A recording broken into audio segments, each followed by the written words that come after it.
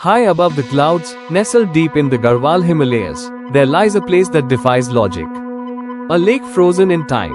A lake filled with death. They call it Roopkund, but the world knows it by another name, the Skeleton Lake. And what lies beneath its surface has haunted scientists, historians, and spiritual seekers for nearly a century. The year was 1942. World War II raged across continents. In the remote mountains of British India, a forest ranger on a routine patrol stumbled upon something he couldn't explain, a remote lake, surrounded by hundreds of skeletons. Some were fully intact, some still had flesh clinging to bone, frozen by centuries of snow. Officials feared it was a secret mass killing, perhaps an army lost in the war. But as the snow melted, the truth only got more mysterious.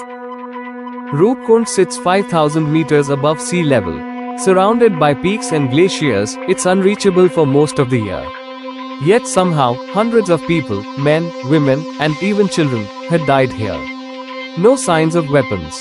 No signs of struggle. Only broken bones and a chilling silence. Local villagers knew of this place. They spoke of it in whispers, of pilgrims who never returned, of a goddess angered by disrespect.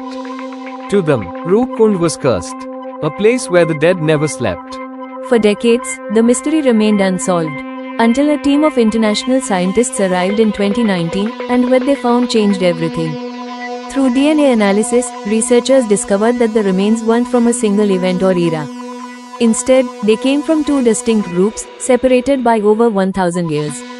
One group dated back to the 9th century, native to South Asia. But the other group, Mediterranean ancestry, possibly from Greece or Crete, who died around the 1800s. How did people from the Mediterranean end up at a remote Himalayan lake? In the 1800s, with no records, no markers, and no known trade route? The evidence was more confusing than ever.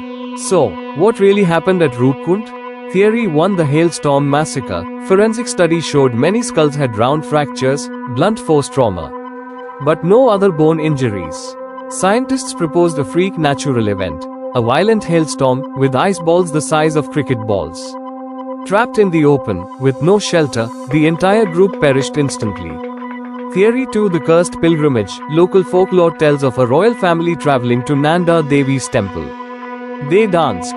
They disrespected sacred ground. The goddess, angered, sent a hailstorm to wipe them out. Science and myth telling the same story? Theory 3: Forgotten travelers or secret mission. What if the Mediterranean group was on a covert mission during the colonial era? Diplomats? Explorers?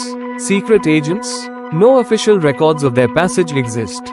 Every summer, as the snow melts, more bones appear. Footprints, bones, skulls with hollow eyes. Each year brings more questions than answers. Is Roopkund a forgotten graveyard? A cursed relic of divine wrath? Or is it part of something much larger, a story erased from history? One thing is certain, the dead still lie there. Watching, waiting, and the lake continues to keep its secrets, frozen in time. What do you think happened at Skeleton Lake? A cursed pilgrimage? A freak of nature? Or a secret lost to time? Let us know your theory in the comments below.